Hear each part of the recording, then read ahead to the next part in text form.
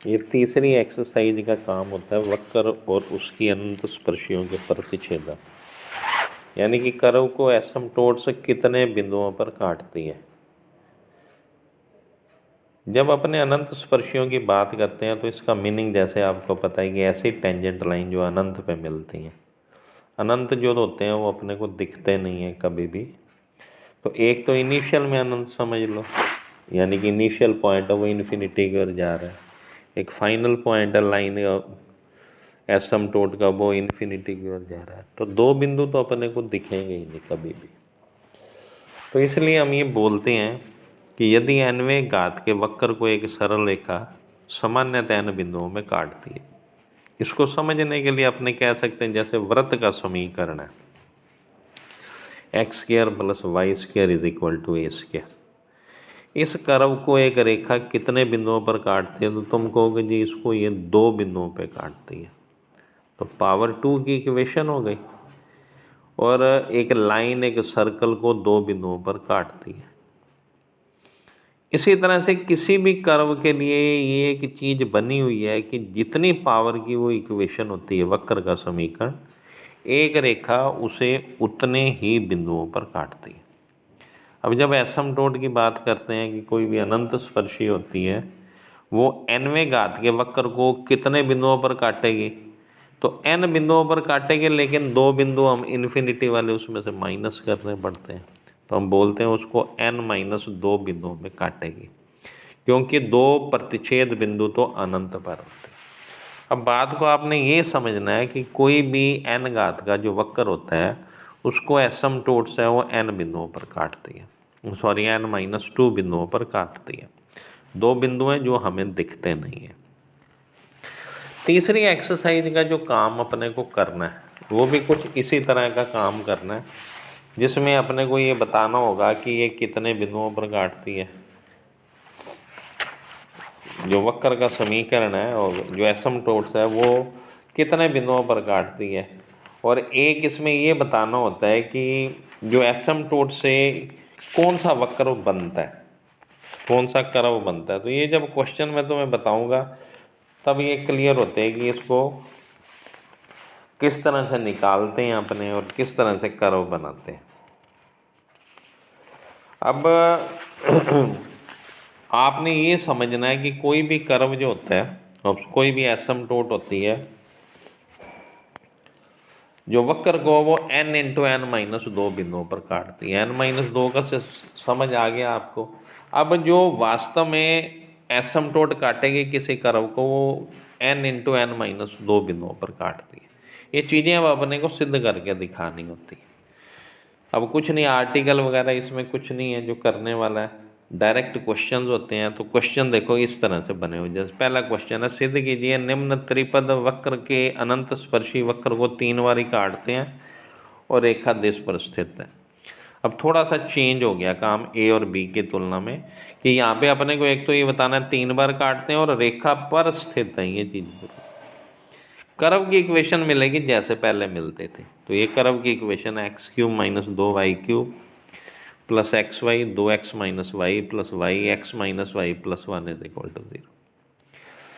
जब सोल्यूशन लिखते हैं तो हम कर्व की इक्वेशन लिख देते हैं। ये कर्व की इक्वेशन है।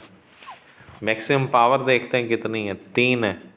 तो कोई भी एसिम्प्टोट्स होती है वक्र को n×n-2 बिंदुओं में काटती है। तो 3×3-2 = 3 बिंदुओं पर काटेगी। पहली बात का आपने जवाब दे दिया। अब दूसरी बात ये है कि इसको एक रेखा पर स्थित है जो एसिम्प्टोट काटती है, और ये इस लाइन पर स्थित है ये बताने के लिए अपने को इनकी एसिम्प्टोट्स निकालने पड़ते हैं। एसिम्प्टोट निकालने का तरीका वही है जो ए एक्सरसाइज में और बी एक्सरसाइज में आपने पढ़ा है। तो ए एक्सरसाइज में मैक्सिमम पावर वाले पद देखे जाते थे।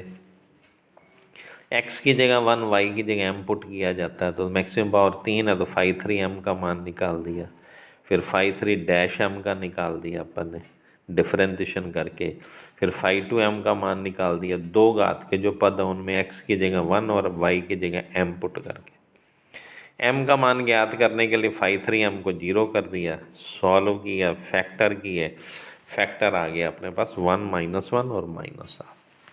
इन तीनों मानों के सापेक्ष अपन ने सी के मान निकालने होते हैं। तो क्योंकि तीनों वैल्यूज़ डिफरेंट हैं तो सी का मान निकालने के लिए अपने फॉर्मूला यूज़ करते हैं -φ2m/φ3 है।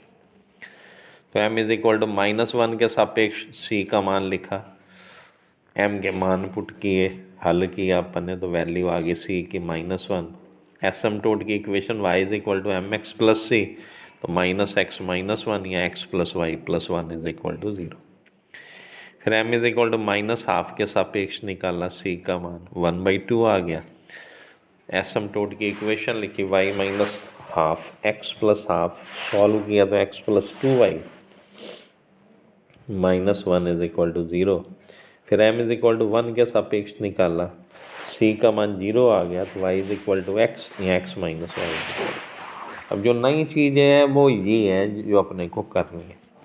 जो भी आपने एसिम्प्टोट्स निकालने हैं उन एसिम्प्टोट्स का आप गुना करेंगे। तो मैंने लिखा अब अनंत स्पर्शियों का गुणनफल, इनका आपस में गुना किया, गुना करके रखना हो तो यहीं पे रख सकते हैं, डायरेक्ट इसको इक्वेशन नंबर 2 लिख देना।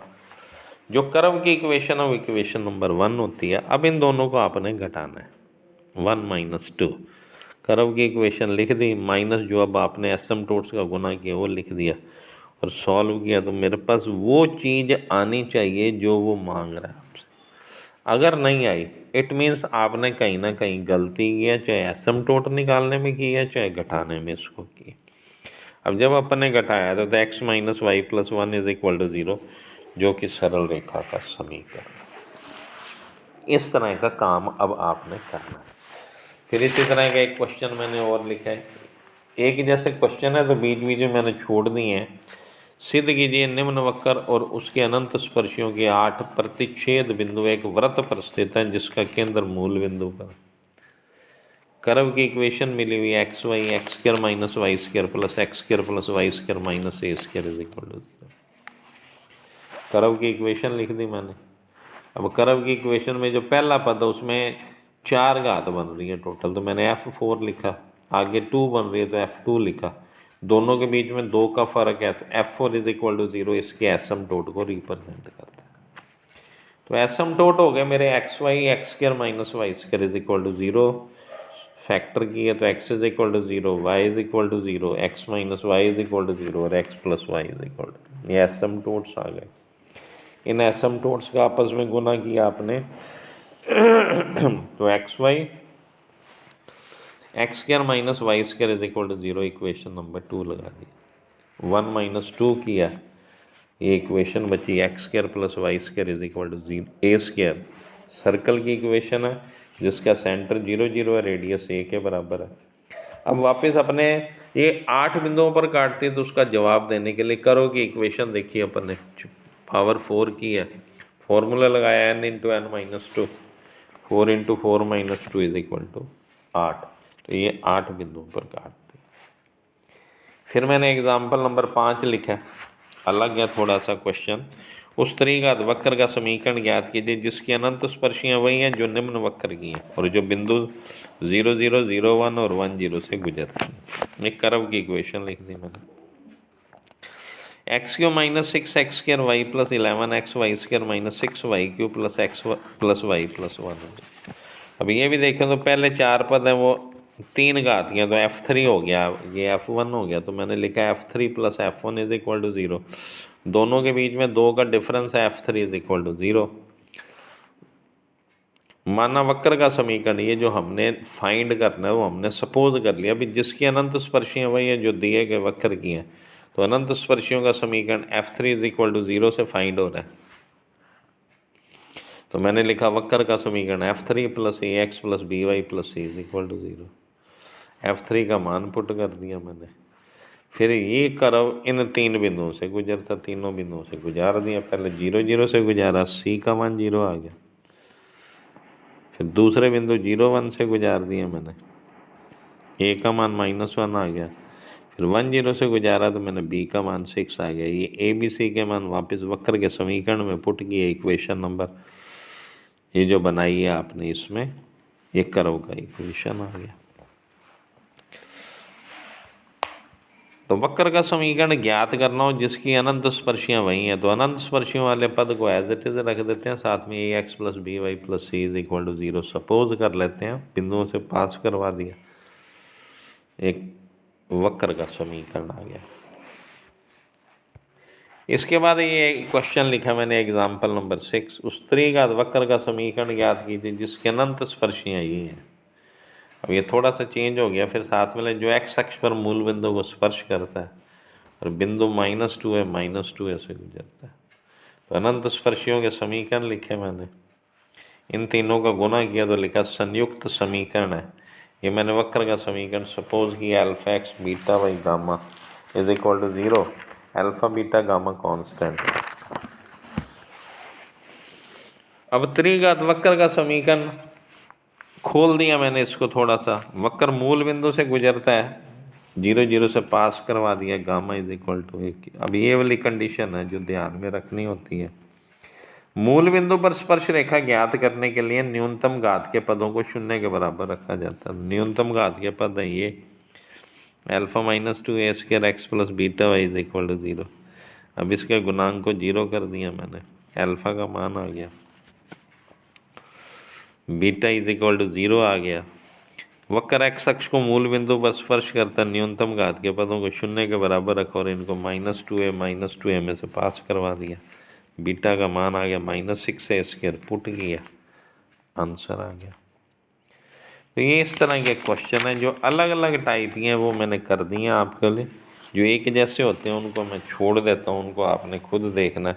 अब ये चैप्टर है जो एसिम्पटोट्स, ये यहीं तक करना है तुमने। अगर कुछ और दिया हो किताब में तो उसको छोड़ देना, केवल यहाँ तक पढ़ना है। इसके क्वेश्चन करने हैं, क्वेश्चन जो नहीं हो मैं तुम्हें भेज दूंगा PDF के फॉर्म में।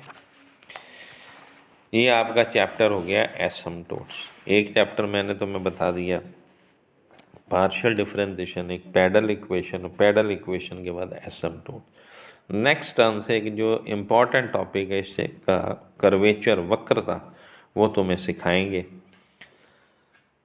कि वक्रता क्या होती है, क्या क्या चीज़ें उसमें बताई जाती हैं।